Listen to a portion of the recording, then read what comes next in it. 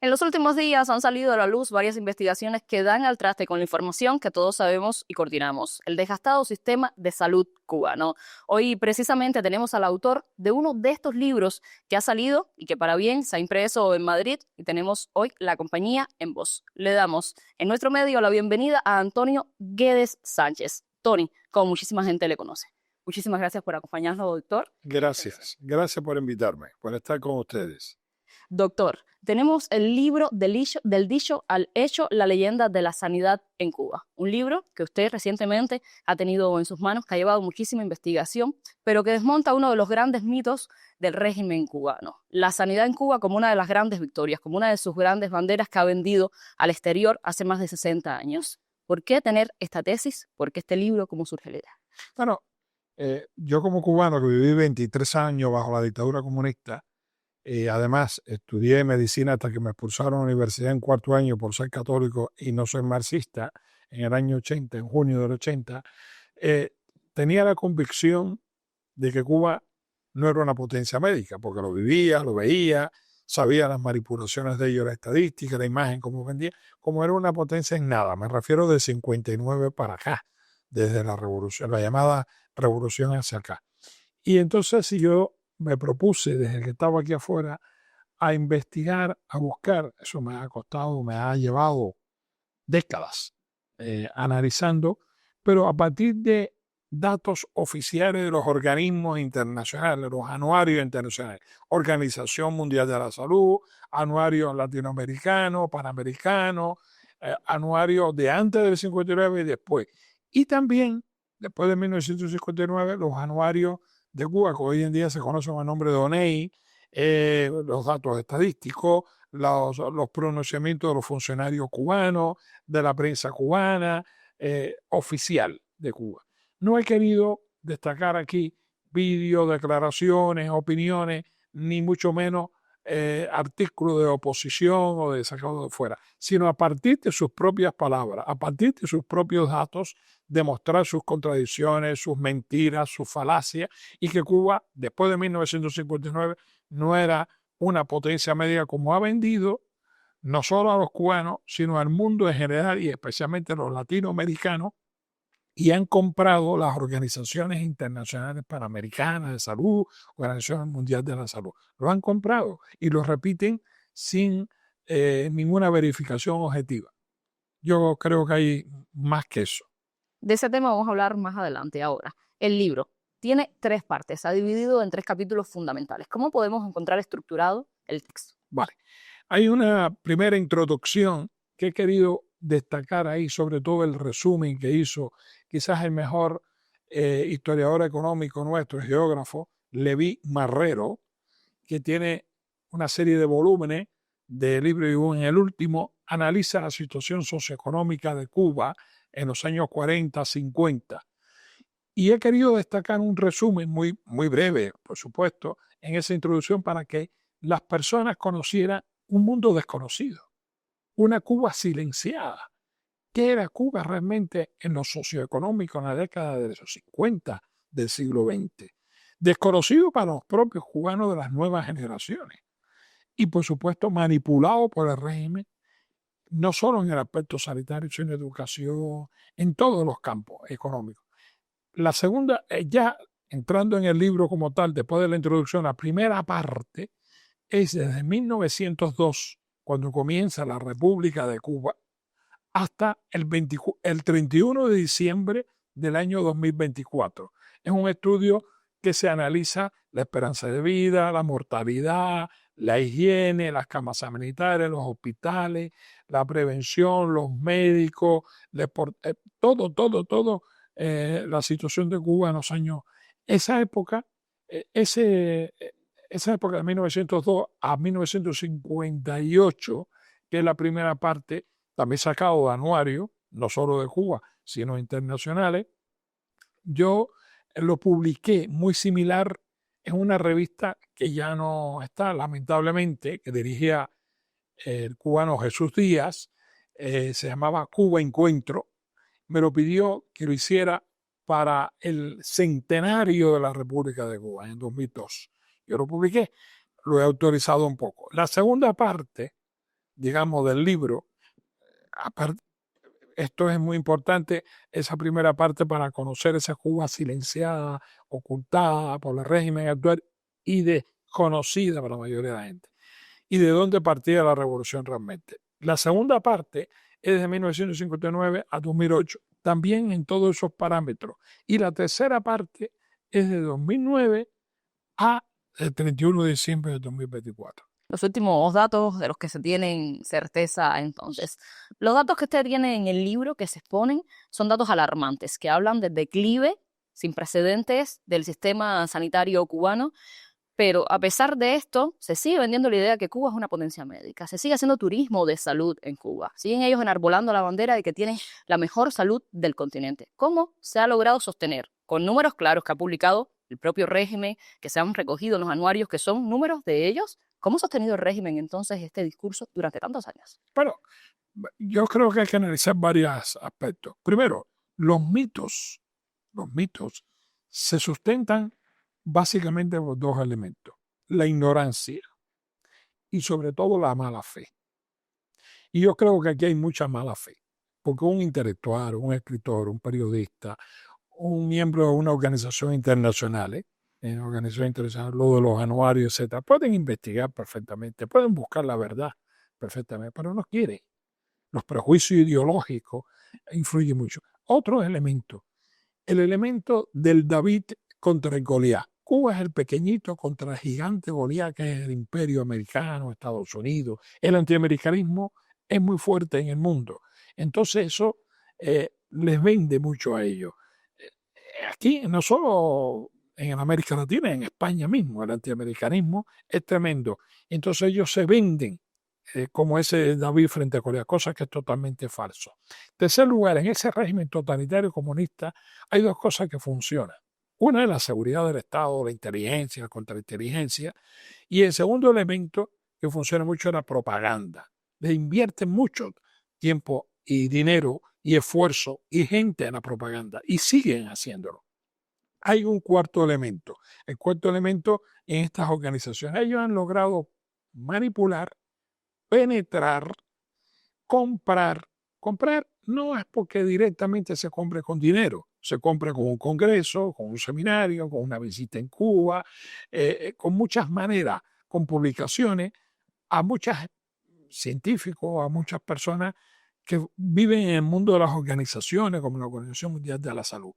Entonces, es muy difícil para esa gente que vive en ese mundo decir lo que no han dicho antes y traicionar todos esos privilegios y todo eso. Entonces tienen gente colocadas. No siempre son cubanos. Pueden ser latinoamericanos, pueden ser españoles.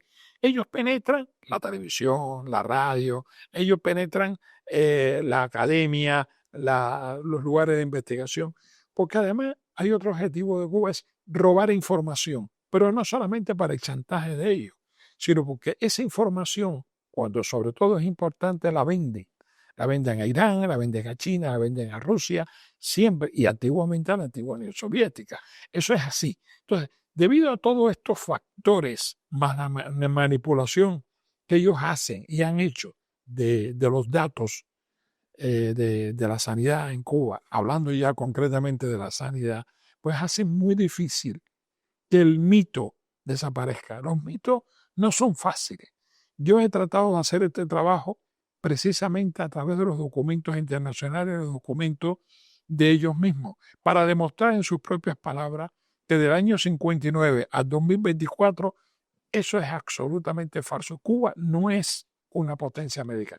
En todo caso fue no una potencia, pero un país muy importante en sanidad antes de 59, si lo comparamos con Centroamérica, el Caribe en general, con los países iberoamericanos, e incluso, y no digamos con Asia y África en aquel entonces, incluso con algunos países, Portugal, Italia, España, y en algunos parámetros con Alemania en los años 50.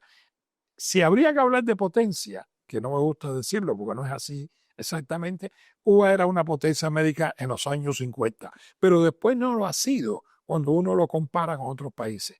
Por ejemplo, países como Costa Rica, como Chile o con la misma España, en los años 50, no solo en lo sanitario, en la educación, en la infraestructura, etcétera, estaban por detrás en general de Cuba. Cuando uno lo compara ahora, estos son países que están por encima de Cuba en el plano económico, en el plano social, en el plano sanitario, en general, están muy por encima de Cuba.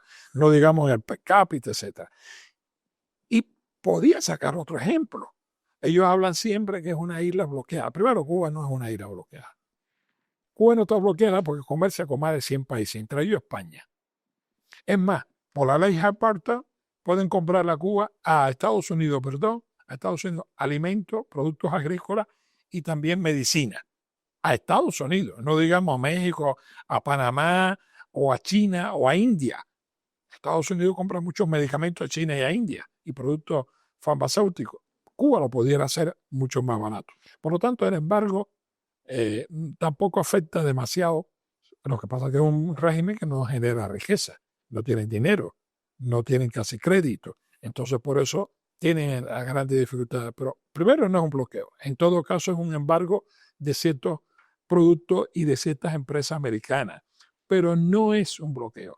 Pero ellos venden ese mito también y hay gente que lo repite sin hacer un análisis. Pero yo creo que es por prejuicio ideológico más y por la mala fe y por la ignorancia.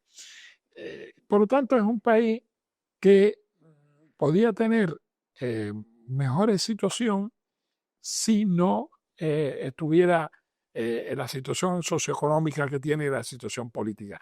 Y el ejemplo que iba a poner era con Taiwán. Ellos hablan de una isla bloqueada, que no es bloqueada, una isla embargada. Bueno, Taiwán, que está en las antípodas de Cuba, otra islita, Taiwán es una isla bloqueada o embargada o amenazada sistemáticamente por el imperio chino. Muchos países han roto relaciones con... Taiwán tiene menos relaciones comerciales con países o diplomáticas que Cuba, por ejemplo, hoy en día. Taiwán en los años 40 tenía el 60% más de su población analfabeta. Cuba ya en los años 50 el 80% estaba alfabetizada, aunque ellos manipulan ese dato, el régimen actual. Taiwán en la época, en los años 50 y 40, tenía 4 veces menos el per cápita de Cuba. Hoy en día Taiwán supera mucho más, 4 veces el per cápita de Cuba.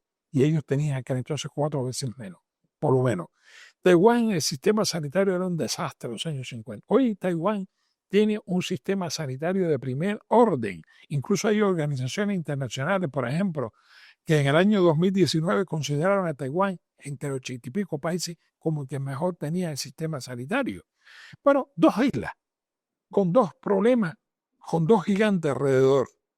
¿Cuál es la diferencia? En que uno hay una sociedad más abierta, más democrática, una economía de mercado, y otra una economía centralizada, totalitaria, desastrosa, sin libertad. Esa es la diferencia que yo siempre pongo. 2 islitas.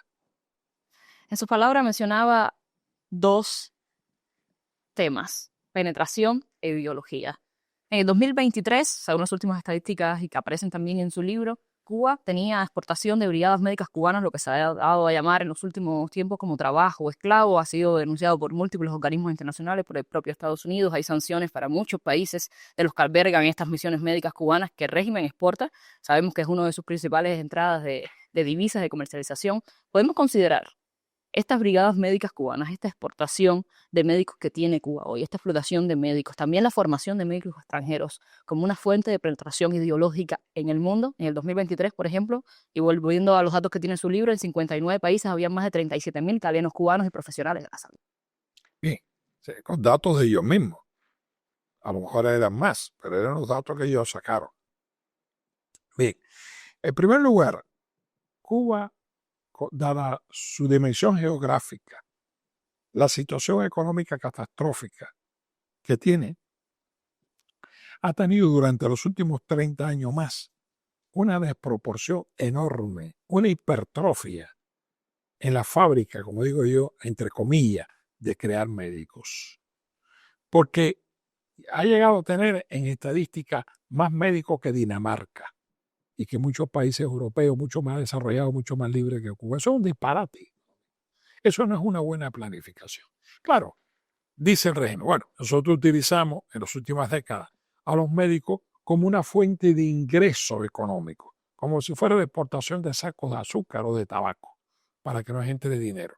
Bien, en primer lugar, los médicos cubanos que ellos exportan hacia afuera, el primer objetivo, como todo lo que tiene ese régimen, como todo, el que piensa otra cosa se equivoca. Es así. El primer objetivo es ideológico.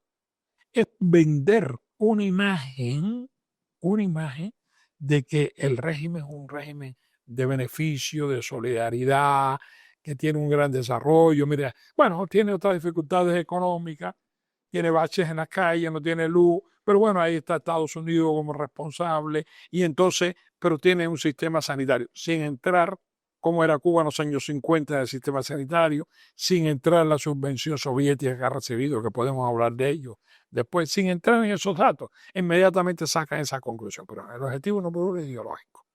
El objetivo 2 es penetración, inteligencia y contrainteligencia.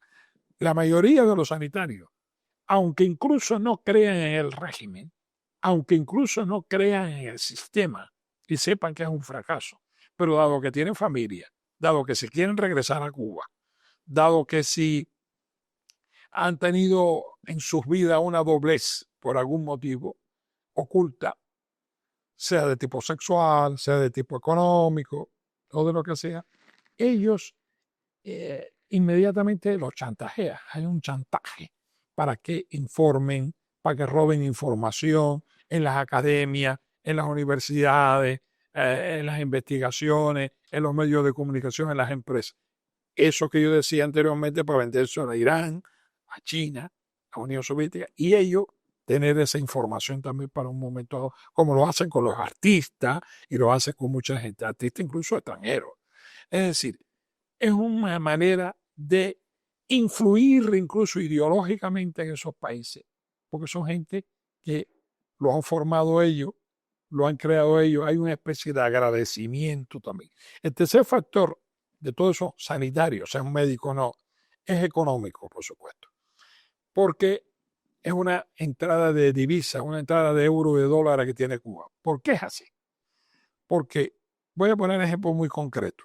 Un médico, los médicos salen a Sudáfrica, Brasil o cualquier, a través del régimen cubano. Esos médicos son contratados a través de una empresa o empresas estatales del gobierno cubano. Esas empresas, cuando los gobiernos pagan, sean gobiernos regionales o nacionales, pagan por el servicio de esos médicos, el 80% de ese sueldo de ese médico, alrededor del 80%, se queda con el Estado cubano, el gobierno cubano. El 20% se lo dan al profesional. Si un profesional ganara $1,000, $800 pasa al Estado, 200 para ti, para el profesional. Es una explotación y una discriminación que sufre. Y además violando los acuerdos de la Organización Internacional del Trabajo. Esos médicos no tienen derecho a huelga, no tienen derecho a protesta. Hay muchos los casos, les retiran el pasaporte. Les retiran el pasaporte para que no emigren, para que no los deserten. Ellos llaman deserción, cuando se quedan fuera de Cuba por su cuenta y abandonan la misión que ellos nos mandan. Ellos llaman misiones Pero internacionales. además son castigados de regreso. ¿Eh? Son castigados. O castigados. Y después ellos no pueden regresar a Cuba por lo menos en 10 años, castigan a la familia, no pueden salir. Si tienen unos pronunciamientos, unos comportamientos determinados fuera que ellos consideren que desde el punto de vista no solo ético, sino desde el punto de vista ideológico, no están en acorde a ello, inmediatamente los sanciona. O bien lo regresan a Cuba, o bien lo castigan a través de la familia, o bien no lo dejan salir, etcétera, etcétera. Es decir, son médicos.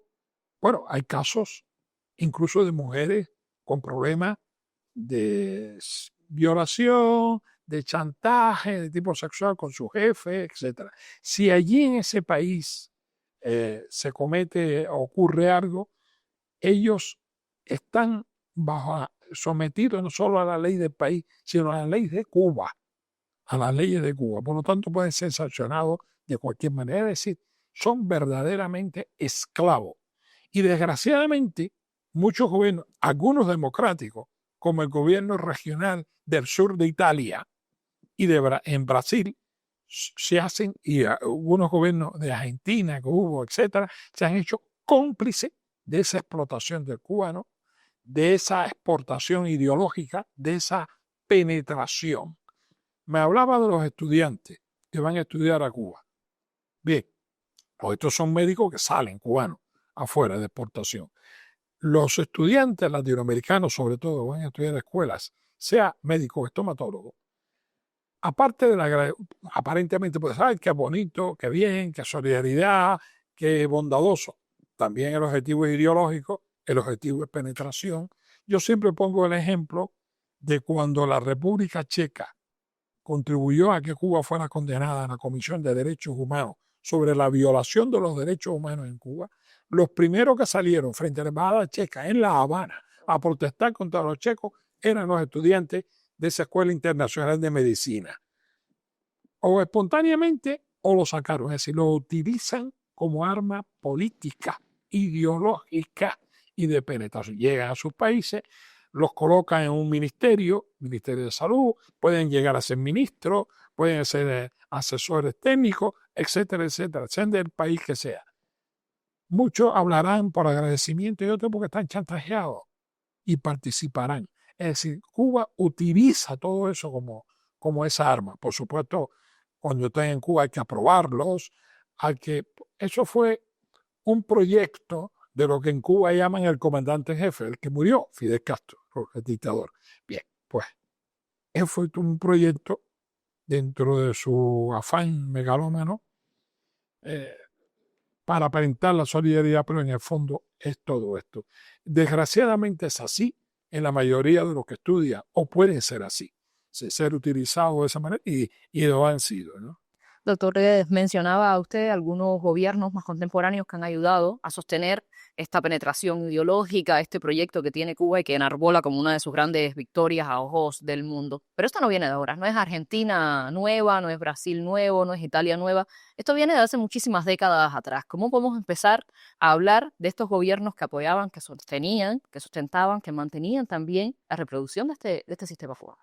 Bueno, primero yo invitaría a no solo a los cubanos, a los latinos, a cualquier ciudadano que tenga información, que denuncien esa realidad en cualquier organismo, seminario, congreso, medios de comunicación, donde quiera que estén, de lo que ha hecho y hace Cuba durante todas estas décadas. Incluso aquellos que se han equivocado y han creído, que tengan la humildad suficiente de reconocer, me equivoqué, defendí una cosa que no es, y que sean honestos. Ya no es un problema de ignorancia, es un problema de honestidad, que digo que es muy importante para derribar muros. Yo creo que el trabajo sistemático, el trabajo académico, el trabajo objetivo, por eso yo intenté hacer esto más hacia el estilo académico sin ser purista académicamente. Es decir, para que sea más potable, es decir, para que pueda ser leído por más personas.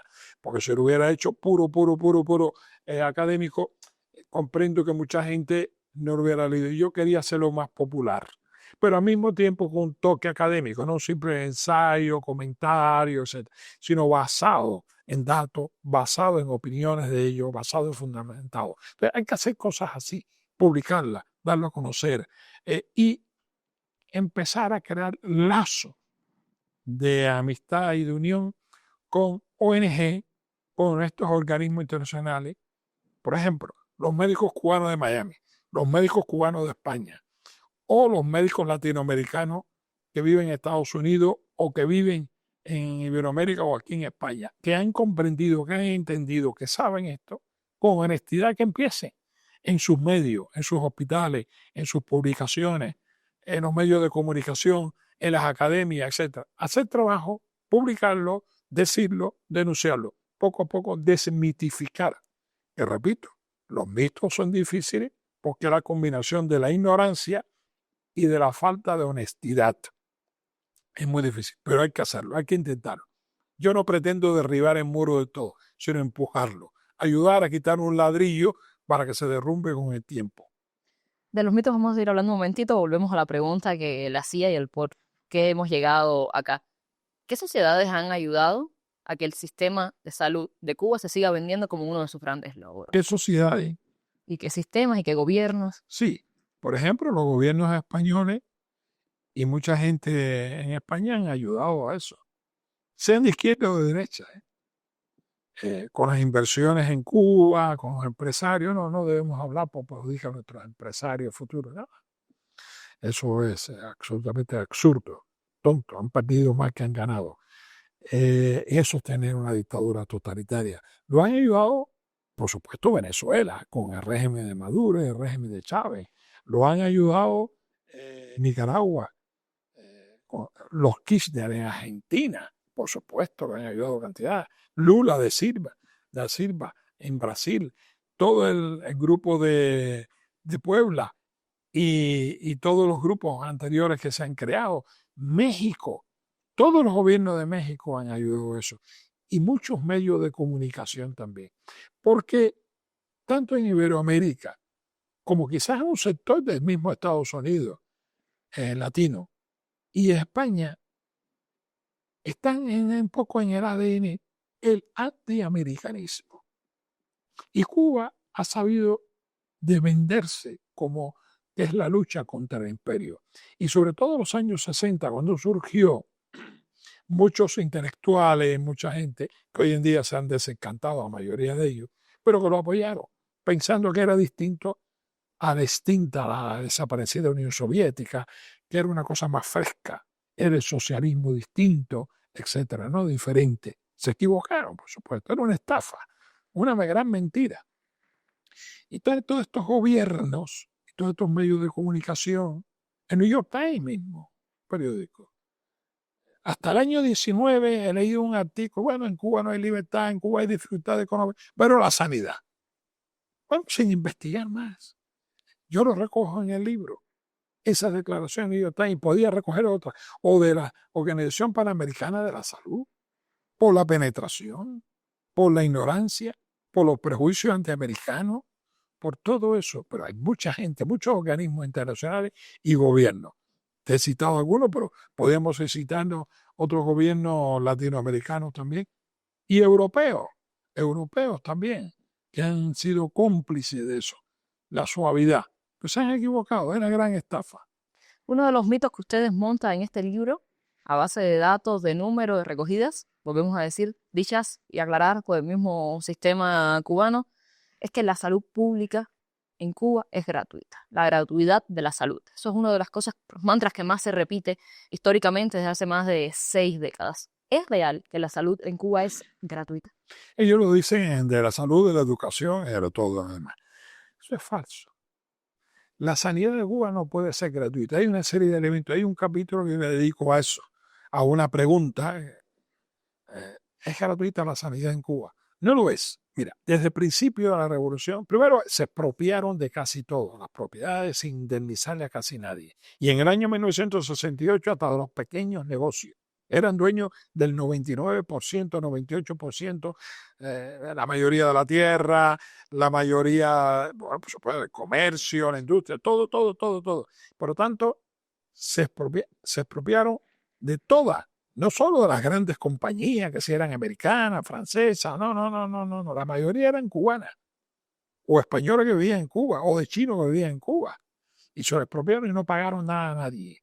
Se hicieron dueños de todo eso. Después, en Cuba ya le pagaban a los trabajadores, y así venía desglosado en los sobres al principio, cuando te pagaban con sobres, los impuestos de la seguridad social y de la sanidad. Venían escritos en los años 60 y principios de los 70 en Cuba. Que busquen en la historia para que vean que en esos sobres venían escritos. O sea, que ya cobraban un impuesto para la sanidad. Después, hay otro factor. ¿Cómo los cubanos han ido pagando esto? Si hacía un trabajo social, es decir, después de graduarte de cualquier carrera, entre ellos medicina, tenía que trabajar 3 años o 2 años donde te mandaran pagándote menos sueldo. Después los cubanos durante décadas han sido exportados, no solo como estos médicos ahora, han sido exportados de muchas profesiones, pero hasta incluso en guerra. Tuvieron la guerra de Yemen, de Angola, de Etiopía, y muchos perdieron la vida y fueron heridos psicológicamente o físicamente, entre ellos profesionales, pagando de esa manera también, una manera de pagar también.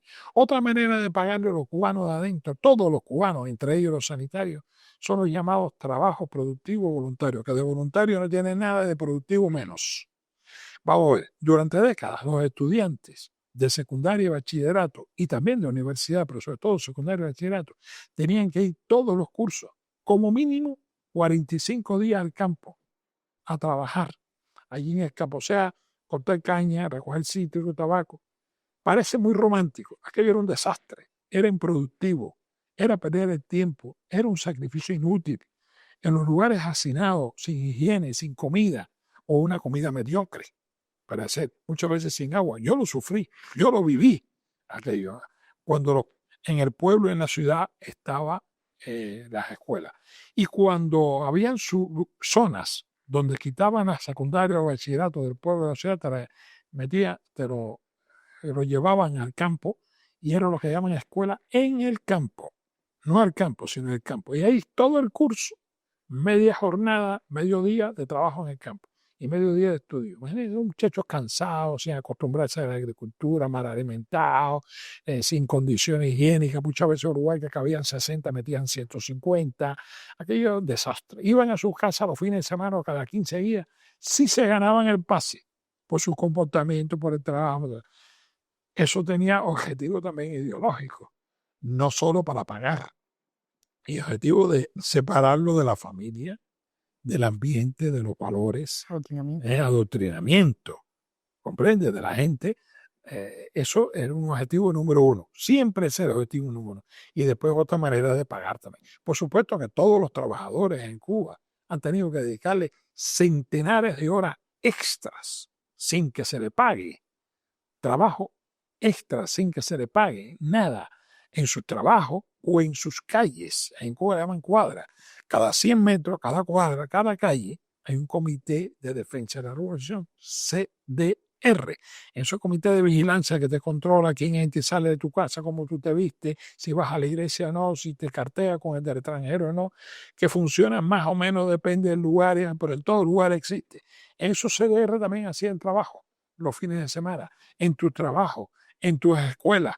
O sea, que aparte de esos 45 días, aparte de esos internados, tenía todos esos trabajos extra que no te pagaba. ¿A dónde iba eso? Además, ¿quién ponía los sueldos, las pensiones, las jubilaciones? El Estado. ¿Quién cobraba los impuestos directos o indirectos al Estado? Por lo tanto, como hablan los economistas, la plusvalía, ¿a dónde iba? A mano del Estado. El único dueño, no hay más. No había competencia, ninguno.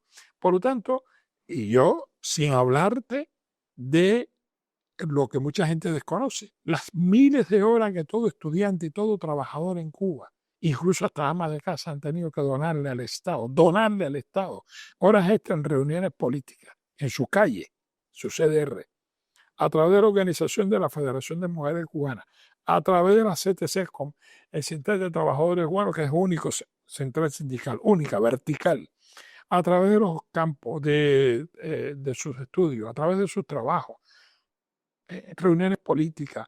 Cuando venía un gobernante del extranjero, te movilizaba, te llevaba a qué esquina te tenías que parar, qué es lo que tenías que decir, cómo tenías que gritar.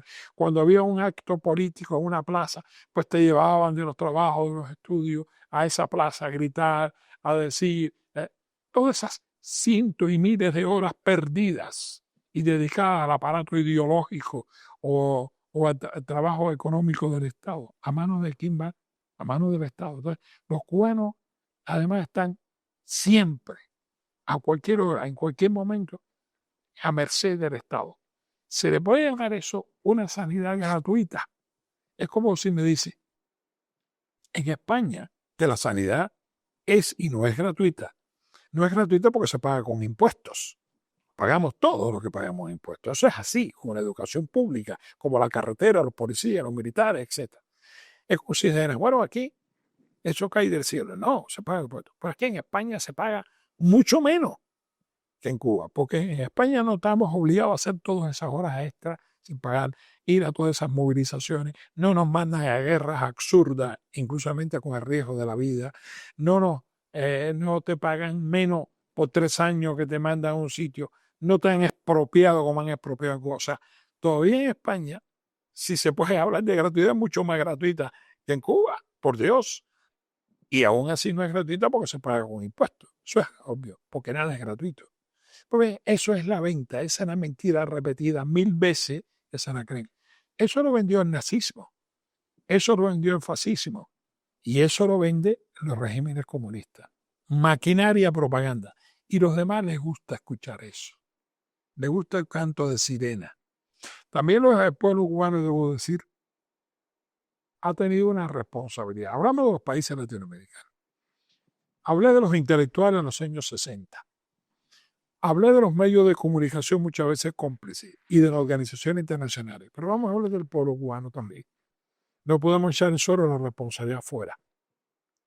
El pueblo cubano, en el 59, en el 60, en el 61, 62, cuando ya se veía hacia dónde iba aquello, incluso antes del embargo norteamericano, antes de la ruptura de las relaciones con norteamericanos, y cuando algunos líderes de la revolución importante denunciaban hacia dónde iba aquello, la inmensa mayoría de los cubanos no escucharon.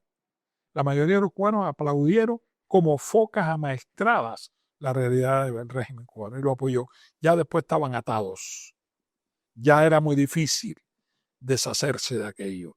Esto es una luz para los iberoamericanos, los latinoamericanos y para los españoles y para todos. Cuidado, los cantos de sirena, después tú los aplaudes, te lo venden, los populismos estos, y después no hay quien te lo quite de arriba. Miren a Venezuela, miren a Nicaragua, Bolivia, y cuidado con Perú en el futuro a medio plazo. Cuidado. Entonces, con el nuevo candidato, quiero decir, Ecuador, que lo vivió con Correa, es decir, y todavía el correísmo está ahí, es decir, todo eso es muy difícil de quitarse, porque los pueblos aplauden y se hacen cómplices de eso también, desgraciadamente. Doctor, Cuba atraviesa actualmente una de las mayores crisis en los últimos, no pudiera decir 20 años, pero 30, 40 y de ahí para atrás. Hoy su sistema económico está fraccionado, su sociedad está fracturada completamente. Por supuesto, el sistema de salud médico no escapa a esto. ¿Qué podemos decir hoy del sistema de salud médico cubano? Hace unos días, un medio internacional publicó una investigación con datos fiables, con entrevistas que publicaron, que decían que de modo alternativo y no oficialmente, una cesárea en Cuba costaba 50.000 pesos, un ingreso 15.000 para poder acceder a los servicios médicos. Hay un descalabro total de este sistema que tanto ha vanagloriado la dicha revolución cubana. ¿Cómo está eso hoy? Yo trato en el libro suave, porque como me baso en los datos oficiales de organismos internacionales y de ellos, si yo me basara en esos testimonios, como dije al principio, y en los vídeos y en los testimonios de los cubanos, la debacle real todavía es peor, que es la que yo reflejo en el libro, que ya es una debacle. Por eso me decidí a escribir del 2019 hacia el 24, porque Cuba llega al subsuelo. La debacle en lo sanitario en todos los campos es cada vez mayor. Cuba pudo sostener, y eso es importante para poderlo explicar, sostener ciertos parámetros sanitarios, igual que en otros campos. En los años finales 70, sobre todo los años 80, hasta el periodo llamado periodo especial, los años 90 y pico en Cuba, pudo mantener unos parámetros sanitarios más o menos decorosos en algunos campos, aunque si se hurga bien, lleno de contradicciones, de manipulaciones también. Pero bueno, podía. ¿Por qué? Por dos factores. Uno, por la herencia de la sanidad que tenía Cuba, de los años 50 y 40. Cuba era superior a Centroamérica y Iberoamérica en general, en eso y en otras cosas. Segundo elemento, el subsidio que recibió de la Unión Soviética. La antigua Unión Soviética y los países satélites de la Unión Soviética subsidiaron a Cuba durante 30 años, por lo menos, alrededor de 100.000 millones de dólares o más, según un estudio que ha hecho la académica, historiadora, economista rusa Irina Sorina. Probablemente sean más, pero ella en su estudio llegó a la conclusión que eran 100.000 millones de dólares. Es decir, Cuba habla de lo que ha perdido con el embargo americano, pero no habla de lo que ganó expropiándose en todo el mundo sin indemnizar a casi nadie, ni habla de esos 100.000 millones de beneficio durante esos 30 años. Y después el beneficio del petróleo con Chávez, años después. Por lo tanto, Cuba por eso pudo mantener esos niveles de propaganda, de imagen, con manipulación, con contradicciones, pero más o menos gracias a esos dos factores. Cuando se derrumban el muro de Berlín cuando se acaba la Unión Soviética, esa subvención, aunque viene después Chávez años después con el petróleo, pero nunca era igual, ahí es donde se empieza a ver las arrugas de ese sistema comunista cubano. El fracaso no es un éxito de ellos, fue debido a la herencia y debido al subsidio, pero no un éxito del régimen. Y empezó el declive cada vez mayor. Y a medida que nos alejamos de ese periodo y de esos beneficios, ya no están ni lo de Chávez ni de Venezuela, pues y la crisis internacional, ni China ayuda como antes, y Rusia menos. Por lo tanto, la debacle del turismo en todos los sentidos, porque es un problema del sistema. El sistema es minuciosamente ineficaz. Así, minuciosamente ineficaz en todos los sentidos. Y el que no quiere verlo es porque no quiere. Yo siempre pongo el ejemplo de las dos Coreas. Corea del Norte y Corea del Sur. La raza es la misma. La geografía está en el mismo sitio del mundo. La historia es muy similar. ¿Cuál es la diferencia entre el norte y el sur? Abismal en lo económico, en la libertad. ¿Por qué? Porque en el norte existe el régimen comunista y en el sur no. Pongo el ejemplo de las dos Alemanias. Hasta el 89 habían dos Alemanias. La Alemania comunista, RDA, República Democrática Alemana, y la República Federal Alemana Occidental. El muro lo pone para que no se escapen de la Alemania Oriental hacia Occidental. Y eso de la Alemania Oriental, la Unión Soviética y ellos la procuraban cuidarla, más que el resto de los países del este, de Europa. Y sin embargo, estaba mucho peor esa Alemania que la occidental, no solo en la libertad, sino en lo económico. ¿Cuál es la diferencia? ¿El idioma? ¿La raza? ¿La geografía? ¿El clima? No, el sistema. Pues eso mismo pasa en donde quiera que se ha aplicado, ha fracasado. Entonces, es un sistema que ha fracasado, no tiene las subvenciones, no tiene los subsidios, y por eso fracasa. No es un problema de embargo, no embargo. Entonces, por eso es la debacle tan alarmante en Cuba, que efectivamente yo lo digo en el libro, que hoy en día se paga, se habla, y además es inmoral, porque Cuba vende la imagen de la justicia, de la igualdad, de la solidaridad, los médicos que salen fuera, en Cuba todos somos iguales, todavía es más incoherente, más inmoral, porque si no vendieran esa imagen de su y reconocer, no, es que la vende, entonces todavía se hace más duro que haya esa igualdad. Efectivamente, la gente para hacerse una intervención, para hacerse una cesárea, una extracción dental, no digamos una operación, tiene que traer los materiales de afuera a la familia, a los amigos, o mandarlo, o comprarlo de contrabando, o extraperlo, porque si no, no lo tiene, y pagarlo. Y aún así no tiene garantizado la higiene ni todos los servicios, en la inmensa mayoría de las veces de los lugares, para garantizar. Y lo de sutura, con anestesia, y pagarle al médico, y pagarle Un regalito. un regalito para comprarlo y para que te sirva, para hacerte unos análisis. Bueno, pero no estamos hablando de una potencia médica, no estamos hablando de un país de igualdad, de justicia. ¿Cómo es posible eso? Esa privatización mala de la sanidad, mala, porque no es ninguna privatización buena de la sanidad. Eso en la práctica está ocurriendo hoy en día en Cuba. Y por eso está ocurriendo, por el sistema. Un sistema que usted llamaba en una entrevista horas atrás como un sistema totalitario terrorífico. Eso es, un sistema totalitario terrorífico. ¿Por qué es totalitario? Es diferente. Es decir, América Latina tiene también las malas experiencias de las dictaduras militares y las dictaduras de derecha, que son malas. El demócrata tiene que estar en contra de todas las dictaduras y claramente con el Estado de Derecho y con la democracia. Eso hay que tenerlo bien claro. Bien, pero ¿qué pasa? Que esta es una dictadura que va más allá de la dictadura autoritaria, porque te trata de controlar o te controla la economía totalmente. La economía que no funciona después tampoco. Te controla la vida social, la vida familiar, se mete en tu vida particular, implosiona tu vida particular, se mete en los matrimonios. Cuando conviene chantajear, cuando conviene dividir.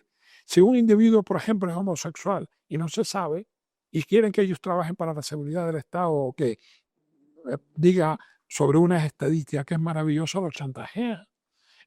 Igual que si es una persona que tiene a una señora o otro tipo de cosas. Es decir, es un país que está constantemente entrando en el ADN de cada persona, de cada familia. No es un problema solo de que no funcione la economía, de que no haya agua, que haya bache en las calles, no haya luz. Eso es consecuencia de es un sistema que va mucho más allá. Se mete en tu vida privada, en tu vida personal, por ejemplo, en las iglesias, a los curas, a las monjas, a los laicos, le penetran mujeres o hombres, pero a ver si caen. Por supuesto, le graban, le hacen fotos para desprestigiar, chantajear y crear un drama humano, psicológico, brutal. A tus hijos los utilizan para presionarte a ti. Y eso es en todos los sectores, pues también en el campo sanitario. Por eso los médicos se ven obligados a manipular estadísticas muchas veces. Los médicos hacen aborto más allá del tiempo de eso. Muchas veces medio engañan a las mujeres al hacer el aborto para no tener. Han engañado, por ejemplo, en los servicios sanitarios, que yo los recojo en el libro, una serie de tratamientos que hacen con el turismo, como en la enfermedad de Parkinson, o la retinosis vitiligo, o la retinosis pigmentaria. Todo eso es una falacia, todo eso es mentira, todo es manipulación, todo es engaño, todo es coger dinero y vender. Primero vender la imagen y después la economía. Eso siempre es esa prioridad.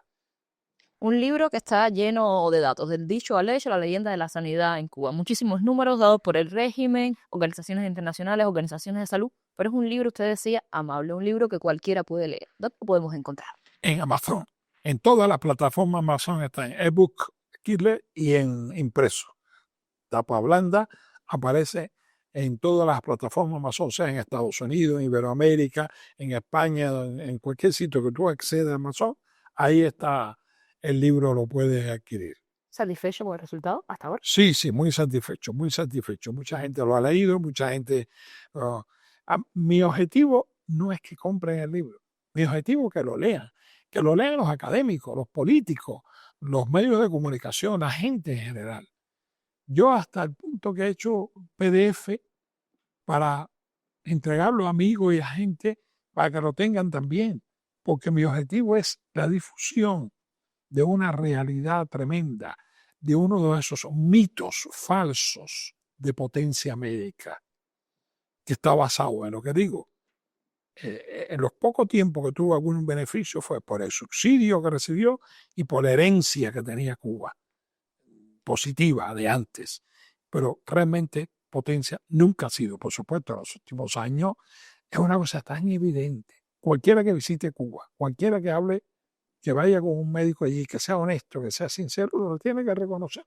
Pero yo no me baso en eso, yo me baso para que los académicos, los periodistas, las organizaciones, a partir del libro, busquen más, amplíen más. Yo tengo mucho más datos que lo que puse ahí, pero tenía que haber hecho varios volúmenes o un volumen muy gigante. Yo quería que se divulgara mucho y que lo leyeran no solo los médicos, los sanitarios, sino todo el mundo que pudiera. Entonces, para eso tenía que sintetizar. Yo ahí recojo más de 100 bibliografías, o 100 bibliografías aproximadamente, pero yo revisé muchísimo más bibliografías, de anuarios, de informes, de periódicos, de un simple periódico oficiales todo del Estado cubano, de una provincia hasta los periódicos oficiales del Estado cubano conocidos mundialmente, ¿no? O sea, he recogido todo eso y he tratado de sacar ese resultado, que por supuesto tengo mucha literatura, mucha información, muchas cosas, que ya veré si lo ampliaré. Yo estoy en contacto con otros académicos también, que a lo mejor en el futuro se amplía, pero ya sería algo más académico, más... pero esto es académico. Lo que pasa es que, ya repito, no es puro académico, porque mi objetivo es divulgarlo y que llegue a la gente. Doctor, usted desde que salió de Cuba hace décadas no ha regresado. Aún así, ha tenido una labor constante para desmitificar estas leyendas, no solo de la sanidad, sino de muchísimas cosas que pasan hoy en el régimen y que no son vistas por el mundo, que no son escuchadas o que muchas veces uno las ignora por irse con aquel discurso de cantos de sirena que usted decía. ¿Sigue doliendo Cuba? Duele siempre. Yo soy cubano hasta el tuétano, es decir, hasta la médula. ¿Qué soy? Soy cubano. Soy de un pueblo de Unión de Reyes, de la provincia de Matanzas, Cuba, el pueblo que mucha gente a lo mejor conoce, no solo los cubanos, por Guillermo Álvarez de su chiste, somos primos segundos, ya falleció, de otra artista cubana, Luisa Álvarez que falleció en Cuba. Bien, soy una gente, es más, hice un librito junto con otro compatriota, Julio Estorino, del mismo pueblo de Unión, hicimos sobre Unión de Reyes en los años 50 del siglo XX. La primera parte del origen del pueblo y después nos fuimos a los años 50. Todos los comercios que había, todas las ferreterías que había, todas las sociedades que había, todos los médicos que había, todas las farmacias que había, las infraestructuras, un pueblo de 6.000 y pico de habitantes. Un pueblo que en Cuba le llamamos de campo. ¿Qué nivel tenía? Estoy hablando de los años 50. Y yo quería plasmarlo con nombre y apellido de sitio. Después, a mí me gusta mucho la música de bolero y etcétera. Yo le puse Contigo en la distancia. Unión de Reyes en el siglo XX. Contigo en la distancia. Y después, efectivamente, hice las memorias mías.